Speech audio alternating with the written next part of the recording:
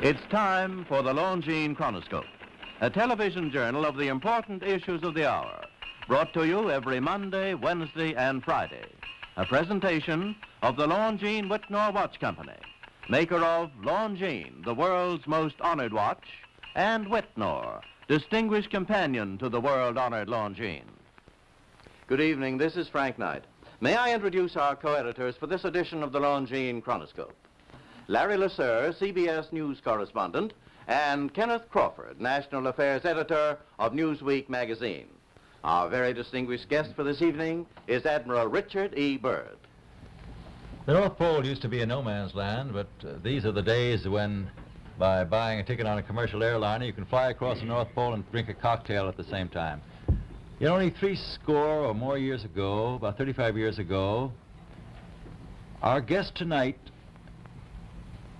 found out whether there was any land north of the North American continent. He made that first discovery flight, and I must say that Admiral Byrd, our guest tonight, is not only our greatest living explorer, but he's been an inspiration to countless Americans. Admiral Byrd, you've been to both the North Pole and the South Pole. Is there any unexplored land left on this earth that might appeal to adventurous young Americans? Yes, there is. And not up around the North Pole, because it's getting crowded up there now, because they find out it's really usable, not only to live in, but militarily. But strangely enough, there's left in the world today an area as big as the United States that's never been seen by a human being. And that's beyond the pole on the other side of the South Pole from Middle America. And I think it's quite astonishing that there should be an area as big as that unexplored. This is a tremendous So challenge. there's a lot of adventure left down at the bottom of the world. Well, Admiral, do you hope to see that? I do. Well, Admiral, Yeah. would you say that since you've been to both the extremities of Earth, are these expeditions to such far-off places, are they getting easier because of modern techniques, or is danger still close at hand? Well, it's a little risky, but nothing like it used to be with the old slow planes and the small cruising radius where we had to put down bases. We replaced the dog teams, and of course that was a big improvement. But now the planes go much faster and they are safer, and they have a much bigger cruising radius. You haven't got the danger of a terribly heavy load. An expedition to which I believe you are the advisor is now near. What is that expedition doing? Well, that's the Alte, and it's a reconnaissance expedition. It's going down to the South Pole area to make certain observations and to look for some bases. We will be back in April, and they will report back, and upon the information we get from that undertaking, we will base the bigger expedition that's to follow. Is that very definitely planned, or is that... That is being planned right now. So I'm willing to say to you that there will be a number of expeditions that will follow, I think, year after year, to the bottom of the world, because the government has really become interested. Well, Admiral Byrd, I can understand. I think everybody can, the interest in the North Pole, because it's so near our greatest challenger, Soviet Russia. But why this interest in the bottom of the world? Nobody living down there, is there? No, it's pretty cold. There's only one permanent resident, that's the emperor penguin. The little ones live further north. I tell you one reason they're interested. It's by far the most valuable, important place left in the world for science. That's why the scientific groups all over the nation are really interested. But more important than that, it has to do with the future of the nation, those to come after us, or even during your lifetime, because it happens to be an untouched reservoir of natural resources. And you know, as the world shrinks with an ever-increasing acceleration, far-flung places once useless, like we thought the North Pole was, and no man's land, become very useful. The bottom of the world will be important, not only to us, but to our allies. I was going to ask you, does it have military importance? It has some, and as the world shrinks, it will continue to shrink with an ever-increasing acceleration. thus bringing these places closer. And in the future, I can see a time when it will be very, very important strategically. Well, has the development of air power increased the strategic importance of places like the very much Parma so. Peninsula, we'll say? Very much so. Even now, if anything happened and we lost the Panama Canal, we would have to control the islands just north of Antarctica, which are part of Antarctica, and between there and Cape Horn. I've heard it said that there are 7 continents in the world, and one of them has never been seen by a woman, and that's Antarctica. Is that actually true? Well, if the Palm Peninsula is an island, as far as I know, that's true. No woman's ever stepped foot upon the Antarctic continent, and it's the most peaceful place in the world. Well, I'm sure that won't last very long. I understand that now that you're working with the Arnold Bread Company in charge of frozen foods. Now, is there any future for frozen foods down these frozen extremities? Well, I think the human race can be helped by that. This was thought out by Dean Arnold, who's, in my opinion, a great humanitarian. He learned that we went down there after 4 or 5 years and finished a meal that we had left there on the table when we had evacuated Little America. Everything was perfect, including the bread. So he got the idea of this frozen bread, and already he sent some to Europe, and it worked very well over there for some of the starving people. So you can store it down to the Antarctic and against the lean years, and you wouldn't have any people in the world really starving if you did that. Yes, in the event of an atomic war... You'd stay there forever.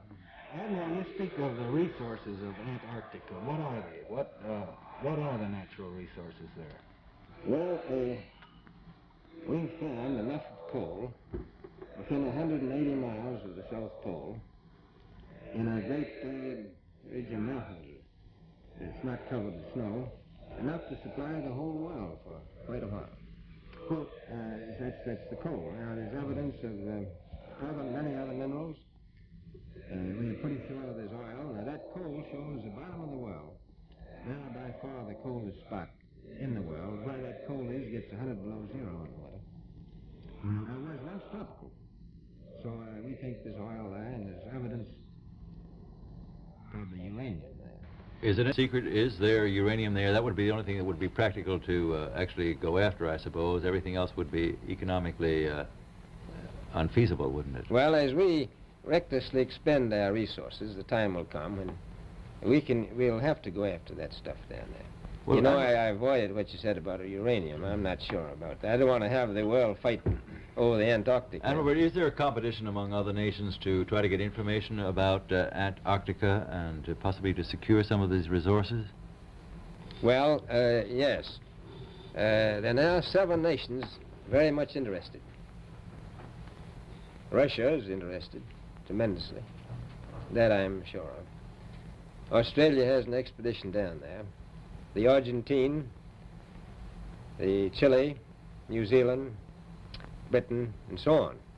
Now, you can understand those people down there being interested because they live down there, the New Zealanders, the Argentinians, the Chileans, and Australians.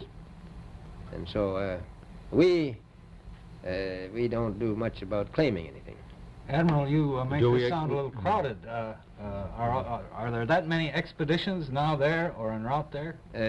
Well, you know, as I said, it's the most peaceful place in the world, but I don't think it will be for long because of this intense interest on the part of other nations and this nation. Well, Admiral Byrd, are private expeditions a thing of the past? Is expedition and exploration, making expedition and exploration now purely a government function because of the tremendous cost and organization? No, I don't think so. I think down south it may be more or less a thing of the past, but not other expeditions that go there. A lot of them go north now. This latest expedition now on the way is a government expedition, I take it. Yes, that's the government. But may I ask you, is there a great difference between the top of the world and the bottom of the world? There is. Now, the North Pole is the center of an ocean 10,000 feet deep. The South Pole, the center of a plateau, 10,000 feet high. The North Polar Sea is surrounded by continents that are slightly frozen. The Antarctic continent is surrounded by a belt of ice, frozen seas of at least 1,200 miles thick. Now, the south is a plateau. It gets, in some places, 14,000 feet up. I've been over areas about 13,000, and it's a little bit chilly up there. So there's that big difference between the top and bottom of the world. The north really isn't very cold up there on the Arctic Ocean. Not compared to the south. Admiral Byrd, we often hear it said that our young Americans now aren't as hardy as their forefathers. Do you think that Americans do measure up to the standards, the physical standards and morale standards of the past? I do. I don't believe that. I think they're just as hardy. Well, what would you say was the most valuable factor on an expedition? Is it morale, or physical courage, or is it sheer equipment? Well, I've always thought that loyalty was by far the most important trait. The British told me that when I first went down in 28, that I couldn't possibly get through the winter night without a mutiny if I took more than 20 men. But to serve science, I had to take 42 men. And then I took 56 the next time, and so on. So, and I did find that loyalty was the most important thing during the winter night when it's very hard on your nerves. I think that's straight. Well, that's a very valuable characteristic at any time. Well, thank you very much, Admiral Byrd. It's been a great pleasure to have you here tonight. It's a pleasure to be with you. Yeah. The opinions expressed on the Longines Chronoscope were those of the speakers. The editorial board for this edition of the Longines Chronoscope was Larry Lasser and Kenneth Crawford. Our distinguished guest was Admiral Richard E. Byrd. A Longines watch makes the most perfect Christmas gift. It has beauty, elegance, and enduring quality, and a universal reputation as just about the finest of the world's watches. Now, actually, barring accident or abuse, the Longines watch that you give this Christmas will be better than new after 5 or even 10 years of daily use. Time holds no terrors for a Longines. The exquisitely finished watch movement defies normal wear and friction, achieves unsurpassed timekeeping accuracy and reliability. Thus does Longines inner quality match Longines outer elegance. Among the finest watches of the world, only Longines watches have won 10 World's Fair grand prizes, 28 gold medals, highest honors for accuracy in fields of precise timing. Cased in precious metals, styled in the best of good taste, a Longines watch is a joy to own, an enduring symbol of your affection, the perfect Christmas gift. Yet, you may buy and proudly give a Longines watch this Christmas for as little as $71.50. Visit your Longines Whitnor Jeweler Agency and make your selection. Longines, the world's most honored watch, the world's most honored Christmas gift. Premier product of the Longines Whitnor Watch Company. Since 1866, maker of watches of the highest character.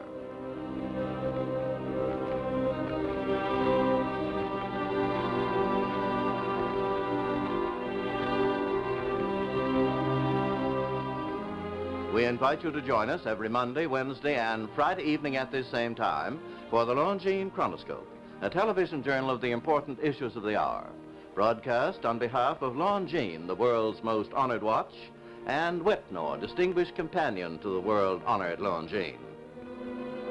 This is Frank Knight, reminding you that Longines and Whitnor watches are sold and serviced from coast to coast by more than 4,000 leading jewelers who proudly display this emblem. Agency for Longines Whitnor watches.